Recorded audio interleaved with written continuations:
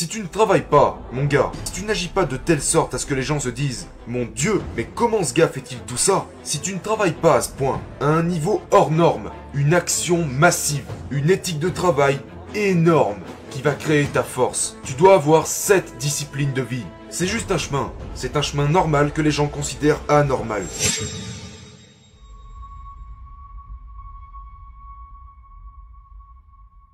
Aujourd'hui, je vais vous parler de succès. Succès, devoir, obligation, responsabilité.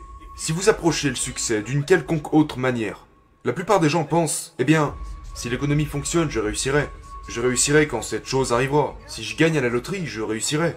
Écoutez, vous ne réussirez pas tant que vous ne l'exigerez pas. Ça ne marchera pas si vous ne l'affirmez pas. Si vous ne dites pas, c'est à moi, c'est important, vous ne réussirez pas. Je sais de quoi je parle. Parce que je l'ai vécu. J'ai passé les 25 premières années de ma vie comme un spectateur, à regarder les autres réussir et à me demander pourquoi je n'y arrivais pas. Le succès est votre devoir. C'est votre obligation et votre responsabilité. Près de 90% des directeurs de vente disent qu'ils n'ont pas le temps. Et une fois encore, ça remonte à... Si vous saviez qu'il allait ajouter de l'argent à votre banque aujourd'hui, prendriez-vous le temps de le récupérer? Donc ils le feront, parce qu'ils prennent du temps pour les choses qui leur rapportent de l'argent. Si vous avez un client, espérons-le, si vous avez un client et que vous négociez un contrat avec ce client, et que vous avez un gros hamburger devant vous, j'espère vraiment que vous allez mettre le hamburger de côté pour travailler, parce que la priorité est de faire de l'argent. Dans le même sujet, ce directeur ne croit pas que les formations de vente se convertissent ou permettent de gagner plus d'argent. Donc il ne prend pas de temps pour ça. En fait, quand vous dites que vous n'avez pas le temps, ce que vous dites en réalité c'est « ce n'est pas ma priorité ». Parce que vous ne pensez pas que cela puisse vous rapporter de l'argent. Écoute, tu veux que ton éthique de travail soit si élevée que les gens t'admireront pour ça. Donc je vais te poser une question maintenant. Est-ce que les gens te connaissent-ils vraiment grâce à ton incroyable éthique de travail? Si tu ne peux pas répondre oui à cette question, mon gars, tu ne fais même pas partie du top des 10%. Tu dois arriver au sommet. Les gens doivent te connaître, pas parce que « Oh, c'est un bon vendeur. Oh, il est bon à ça. Oh, c'est un artiste. Oh, c'est un pianiste. Oh, il a écrit une super, tu sais, histoire. » Les gens ont besoin de te connaître pour une chose en priorité. Il travaille.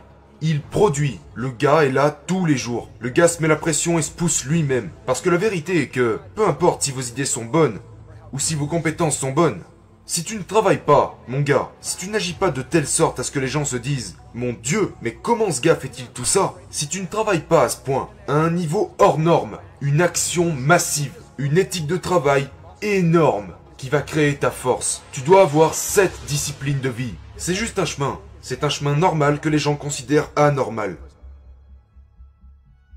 Si vous ne travaillez pas à ce niveau-là, vous n'aurez rien. Bâtissez votre éthique de travail. L'éthique de travail.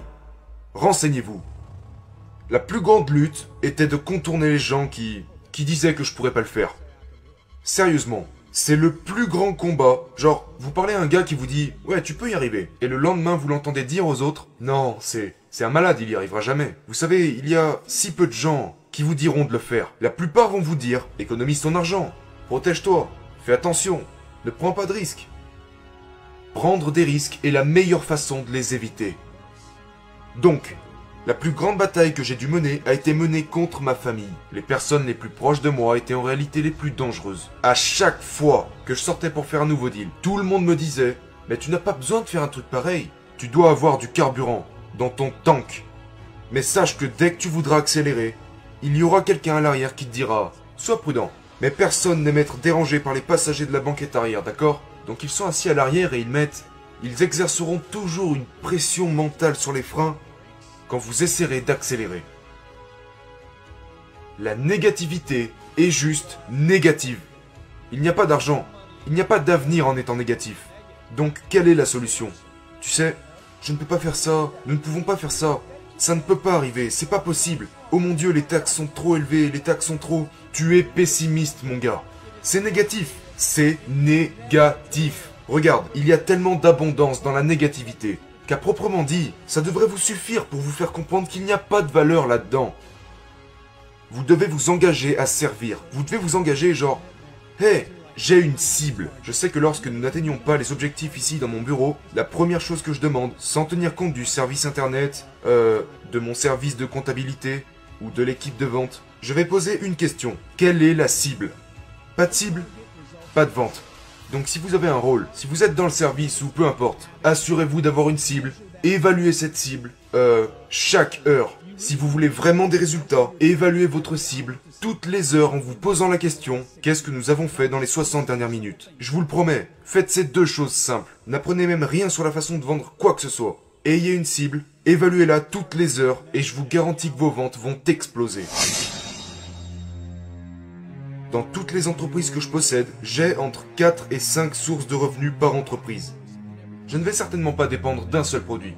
Une fois que je reçois les bénéfices de ces 4 flux provenant d'une de mes entreprises. D'accord? Par exemple, dans cette entreprise, c'est un projet en ligne appelé Cardone University.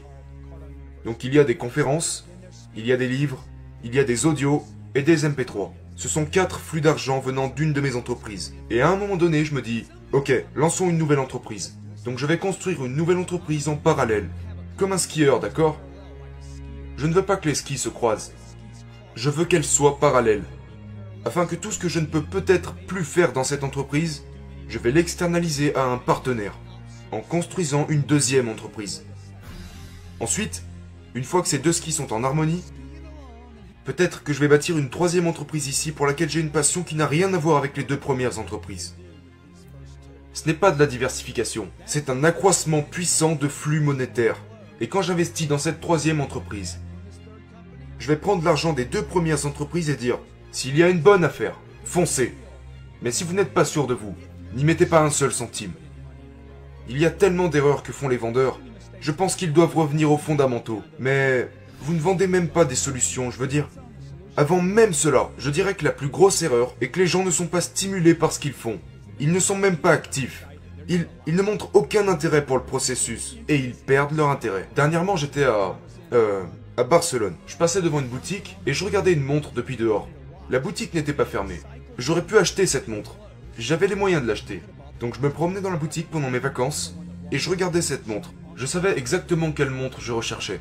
Et quand je suis parti, ma femme m'a dit « Qu'aurait-il pu faire pour conclure la vente ?» Et j'ai dit qu'ils auraient pu continuer de croire qu'ils pouvaient me la vendre. Ils auraient pu garder cet état d'esprit.